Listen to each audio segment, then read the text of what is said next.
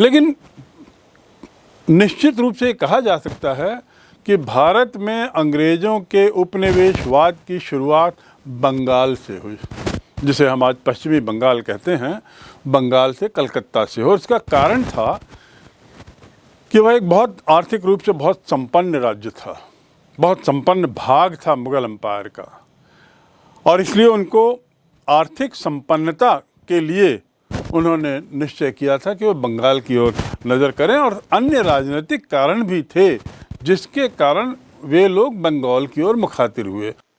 बंगाल या कलकत्ता में आखिर अंग्रेजों की स्थापना क्यों हुई, वहीं उन्होंने क्यों किया? अन्य क्षेत्र भी थे, भारत एक विशाल साम्राज्य था, वे किसी अन्य क्षेत्र में भी, समुद्री क्षेत्रों में भी जा सकते थे, लेकिन उन्होंने बंगाल को क्यों चुना? उसका कारण है कि कंपनी के व्यापार का आरंभ यद्यपि सूरत से हुआ, लेकिन कुछ कारणों से उन्होंने बंगाल को सुरक्षित पाया। 1665 तक उनका एक तरीके से आधिपत्य हो गया था पूरे दक्षिण क्षेत्र में, तटीय क्षेत्र की मैं बात कर रहा हूं, और कंपनी के आधिपत्य में बंबई और गुजरात आ चुके थे। परंतु दक्षिण में कंपनी को मुख्य रूप से कुछ चुनौतियां थी, और दो चुनौतियां थी। एक, फ्रांसीसी कंपनी, उसकी उपस्थिति जो हैदराबाद, पौंडीचेरी में व्यापार कर रही थी। दूसरा, दक्षिण में कुछ ऐसी क्षेत्रीय शक्तियां भी थी जो अत्यधिक ताकतवर थी। जैसा मैंने पूर्व में बताया कि अवध, बंगाल, हैदराबाद ने एक तरीके से अपने को स्वतंत्र घोषित कर दिया था, दक्षिण में भी कुछ इस तरीके की बात हो रही थी, और वे लोग बहुत ताकतवर भी थे। उदाहरण के लिए मराठा, टीपू सुल्तान, बीजापुर, गोलकुंडा और अहमदनगर की सल्तनत, ये लोग अंग्रेजों के लिए दूभर साबित हो रहे थे। लेकिन इनसे संघर्ष की स्थिति लगातार बनी रही, पर बंगाल के साथ ये नहीं थी, ये बातें नहीं थी। दूसरे शब्दों में, अंग्रेजों के लिए जहां दक्षिण में सतत रूप से कुछ न कुछ समस्याएं थी, कुछ न कुछ चैलेंजेस थे, उनके लिए बंगाल तुलनात्मक दृष्टि से थोड़ा सरल था, और उसके कुछ सकारात्मक लाभ भी थे बंगाल को हथियाने के। जैसे बंगाल से दिल्ली उतना दूर तो नहीं था, और साथ ही मुगल शासक थे, उचित समय पर समुचित सहायता भी मिल जाती थी। दूसरा, बंगाल में दक्षिण जैसा संघर्ष की कोई बात नहीं थी, कृषि उपज अच्छा था, संपन्न राज्य था, और तटीय व्यापार भी बड़ा सुलभ था। इसलिए औरंगजेब से 1680 में अंग्रेजों ने कलकत्ता मांगा। तब उसके कलकत्ता के जमींदार सवर्ण राय चौधरी से औरंगजेब ने 3 गांव निकालकर अंग्रेजों को, कंपनी को, ईस्ट इंडिया कंपनी को दिया। ये गांव थे सुतनती, गोविंदपुर और कलिकता, जो बाद में कलकत्ता बना। यहाँ की जमींदारी की मांग अंग्रेजों के द्वारा करने पर औरंगजेब ने 1680 में इन 3 गांवों की जमींदारी अंग्रेजों को या ईस्ट इंडिया कंपनी को सौंप दी। और इस प्रकार यहां से हम देख सकते हैं कि बंगाल में अंग्रेजी साम्राज्य की स्थापना की शुरुआत, उसकी नींव लगभग यहीं से हम देख सकते हैं। अंग्रेजों की नजर बंगाल पर थी, उसके कारण भी स्पष्ट हैं। सवाल ये उठता है कि बंगाल को पूरी तरह कब्जा करने में अंग्रेजों को 2 लड़ाइयां लड़नी पड़ी। वास्तव में लड़ाइयां थी, युद्ध थे, या मात्र स्कर्मिश थे, ये बात दूसरी है, लेकिन 2 बार उन लोगों को सामना करना पड़ा, एक प्लासी और दूसरा बक्सर। आखिर ये क्यों हुए? बंगाल के सभी नवाब, चाहे वो मुर्शिद कुली खान, अली वर्दी खान या फिर सिराजुद्दौला, सभी लोग कंपनी के भ्रष्ट तरीकों से, षड्यंत्रकारी आचरण से वाकिफ थे, सजग थे और समय समय पर इन्होंने ईस्ट इंडिया कंपनी की हरकतों पर लगातार लगाम लगाने का भी काम किया। यानी चैतन्य थे और इस बात के प्रति जागरूक थे कि अंग्रेज ईस्ट इंडिया कंपनी कुछ न कुछ हरकत करती रहती है। इनमें जो सिराजुद्दौला था वो सबसे ज्यादा अनुशासित था, सबसे ज्यादा सजग था और एक तरीके से राष्ट्रभक्त भी था, जिनके विरुद्ध उन्हीं के शासन के मंत्री षड्यंत्र करने लगे, क्योंकि खुद बहुत अनुशासन प्रिय था और अपनी कड़ाई के आधार पर उसने अपने स्वयं के मंत्रियों और अधिकारियों का कंपनी के साथ जो लेन देन होता था, खासकर गिफ्ट आदि का, व्यवहार आदि का, उसको उसने बंद करवा दिया और इसी का परिणाम था जो शायद बाद में उसे उसका खामियाजा भुगतना पड़ा। कंपनी जो कलकत्ता में एक तरीके से किलेबंदी कर रही थी और इस किलेबंदी के प्रयास में पूर्व में कई बार खदेड़ी भी गई थी, उसे ध्वस्त करने के उद्देश्य से सिराजुद्दौला ने आक्रमण किया और कब्जा भी कर लिया। उसने मीर जाफर के षड्यंत्रकारी परामर्श को न माना होता और पूर्ण नियंत्रण स्थापित करने रॉबर्ट क्लाइव को मद्रास से आते समय ही खत्म कर देता तो शायद कंपनी पराजित हो जाती। यहां पर कुछ गलतियां हुई, परंतु मीर जाफर के कंपनी से संधि किए जाने के चलते हम यह युद्ध हार गए बड़े नाटकीय तरीकों से।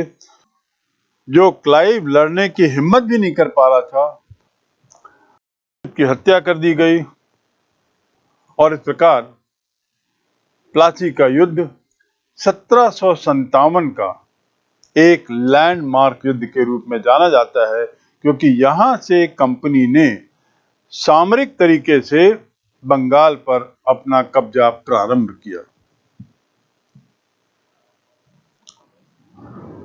बक्सर का युद्ध 1764। मीर जाफर ने नवाब बनने के लालच में कंपनी का साथ तो दिया था, परंतु वह नवाब नहीं बन सका, क्योंकि किसी के प्रति भी वो ईमानदार नहीं था और इसीलिए अंग्रेजों ने मीर कासिम को, जो जाफर का ही दामाद था, सिद्धांतवादी था, उसे नवाब बना दिया। नवाब बनते ही मीर कासिम ने सबसे पहले अपनी राजधानी मुंगेर यानी बिहार के मुंगेर जिले में स्थानांतरित की, ताकि कंपनी के किसी भी तरीके के षड्यंत्र से बचा जा सके। दूसरे शब्दों में एक तरीके से बंगाल को अंग्रेजों के मत्थे छोड़कर, लेकिन स्वयं स्वतंत्र शासक बनने के लिए उसने मुंगेर की ओर अपने को मोड़ा, वहां अपनी राजधानी बनाई और इस बात का बड़ा विरोध किया कि कंपनी बगैर कर चुकाए, बिना टैक्स चुकाए किसी भी तरह का व्यापार करेगी तो उसके लिए उसको कड़ी सजा मिलेगी। एक और जहां भारतीय व्यापारी 40% कर चुकाते थे, अंग्रेज लोग लाइसेंस या बट्टा का दुरुपयोग करते हुए इन टैक्स से बच निकलते थे और मीर कासिम को यह बात गले नहीं लगती थी। इसी बात पर बक्सर की लड़ाई हुई। एक तरीके से माना जाए तो 1664 में ये बक्सर पटना बनारस मार्ग पर गंगा के किनारे है, वहां पे कंपनी की घेराबंदी की गई और युद्ध हुआ। हालांकि मीर कासिम का साथ शाह आलम II जो मुगल सम्राट था और शुजाउद्दौला जो अवध का नवाब था, इन तीनों की सेनाओं ने मिलकर यह युद्ध लड़ा। तो एक तरफ मीर कासिम की फौज, शाह आलम की फौज और शुजाउद्दौला की फौज थी, दूसरी तरफ कंपनी की सेना थी। तीन सेनाओं के होने के बावजूद ये लोग एक तरीके से निर्बल साबित हुए, क्योंकि कंपनी ने इस युद्ध को समझ लिया था, भांप लिया था और अपनी तैयारी पुरजोर की। इस युद्ध में भी कासिम हार गए और आलम यह हुआ कि कासिम का अंतिम संस्कार भी लावारिस की तरह हुआ, वह भी दिल्ली में और बहुत ही दयनीय स्थिति में। तो बक्सर की लड़ाई 1764 की एक तरीके से टर्निंग पॉइंट साबित हुई। स्पष्ट है कि बक्सर के युद्ध के बाद उत्तर भारत में उन्हें चुनौती देने वाला कोई नहीं था।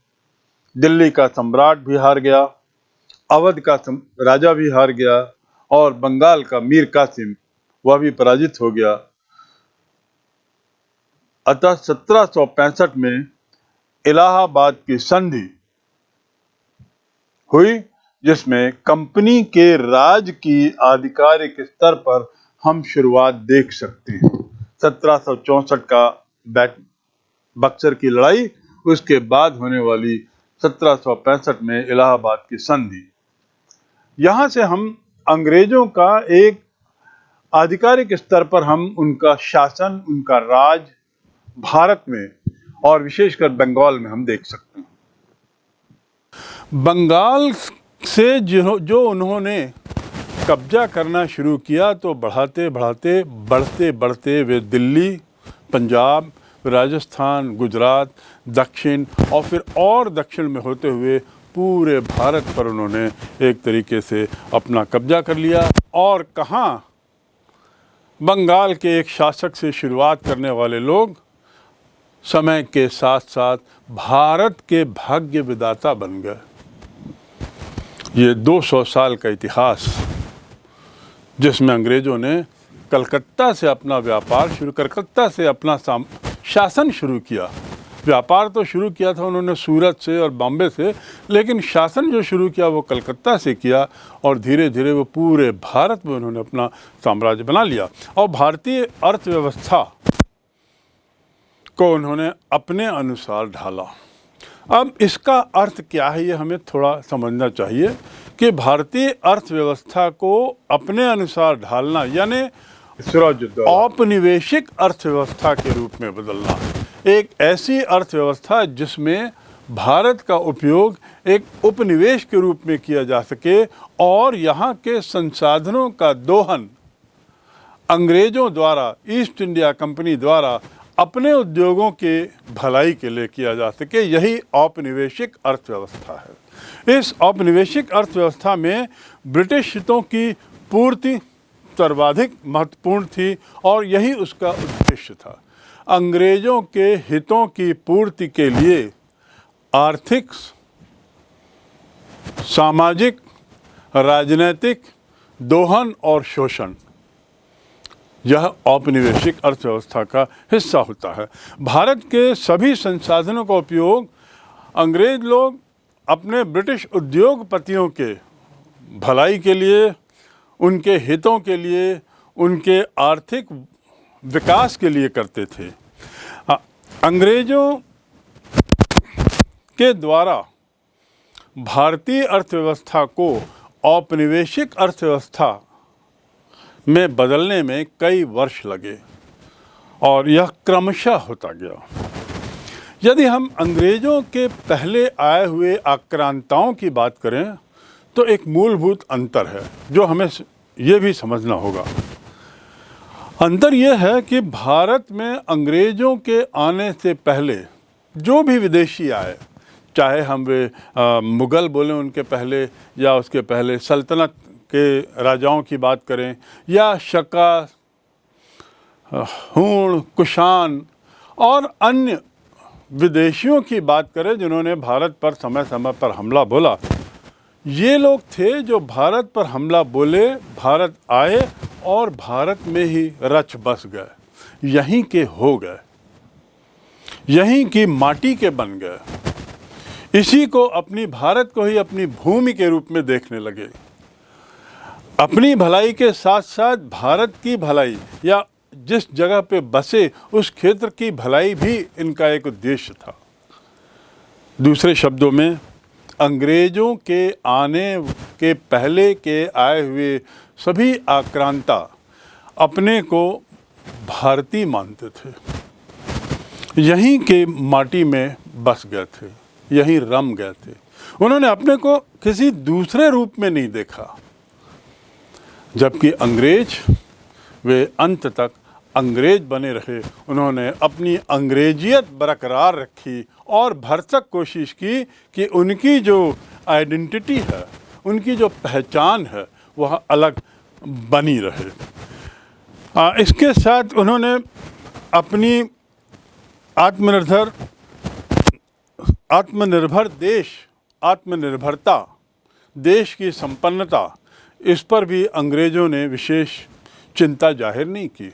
जैसा मैंने बताया, पूर्व के आक्रांता यहीं के बस गए, यहीं रम गए, तो निश्चित रूप से यहाँ की भलाई का भी उन्होंने ख्याल रखा। यहाँ की आर्थिक वृद्धि के बारे में भी उन्होंने सोचा और भरसक प्रयास किया कि यह क्षेत्र संपन्न रहे जहाँ हम रहते हैं, आत्मनिर्भर रहे। लेकिन अंग्रेज़ों के विचार इससे बिल्कुल अलग थे। अधिकांश हिस्सा जो देश का कृषि आधारित था, अधिकांश हिस्सा जो देश का जो ग्रामीण परिवेश में था, जो गांव का था, पुराने आक्रांताओं ने उसे यथावत बनाए रखा था। उसमें किसी प्रकार की विशेष छेड़छाड़ नहीं की थी। सामाजिक और सांस्कृतिक ये जो परंपराएं थी, उसे यदा कदा ही कभी कभी उन्होंने थोड़ा छेड़ा ज़रूरत पड़ने पर, अन्यथा उन परंपराओं को उन्होंने सतत रूप से बनाए रखा। गांव की आत्मनिर्भरता भी वैसी ही बनी रही। जो गांव स्वयं में एक छोटे यूनिट के रूप में आत्मनिर्भर थे, स्वावलंबी थे और साथ ही साथ परंपरागत स्वावलंबी अर्थव्यवस्था का अनुपालन करते थे, अर्थात दूसरी ओर नहीं झांकते थे, दूसरे क्षेत्रों की ओर नहीं झांकते थे। अपनी सभी आवश्यकताओं की पूर्ति सभी गांव लगभग स्वयं पूरा कर लेते थे। ये जो परंपरा जो थी, जो अर्थव्यवस्था जो थी, इसे पुराने आक्रांताओं ने बनाए रखा था। लेकिन दुर्भाग्य, अंग्रेज आए और उन्होंने इस आत्मनिर्भर अर्थव्यवस्था को तोड़ दिया, उसे नष्ट कर दिया। क्यों? क्योंकि उन्हें इस आत्मनिर्भर अर्थव्यवस्था को अपनी औपनिवेशिक अर्थव्यवस्था से जोड़ना था। एक ऐसी अर्थव्यवस्था बनानी थी जिसमें भारत के संसाधनों का दोहन किया जा सके, पैसों को इंग्लैंड भेजा जा सके,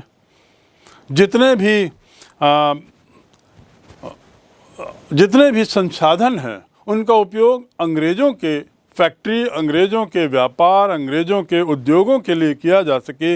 यदि उस उद्देश्य से अंग्रेज काम करते थे तो निश्चित रूप से उससे भारत की अर्थव्यवस्था प्रभावित हुई और भारत की जो स्वावलंबी अर्थव्यवस्था थी गांव की, वह पूरी तरह से टूट गई, तहस नहस होने लगी, समाप्त होने लगी।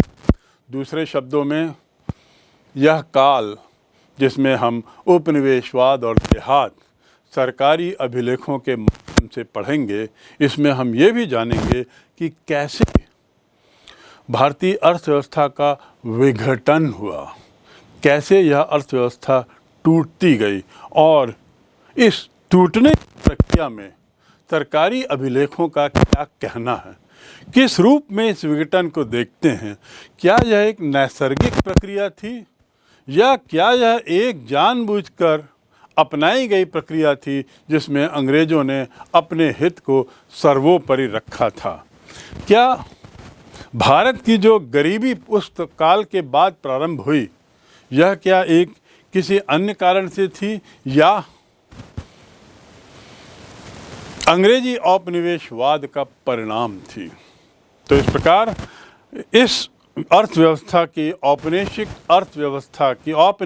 अर्थव्यवस्था का अध्ययन करते हुए हम जानेंगे भारत की वर्तमान आर्थिक स्थिति के कारणों को भी।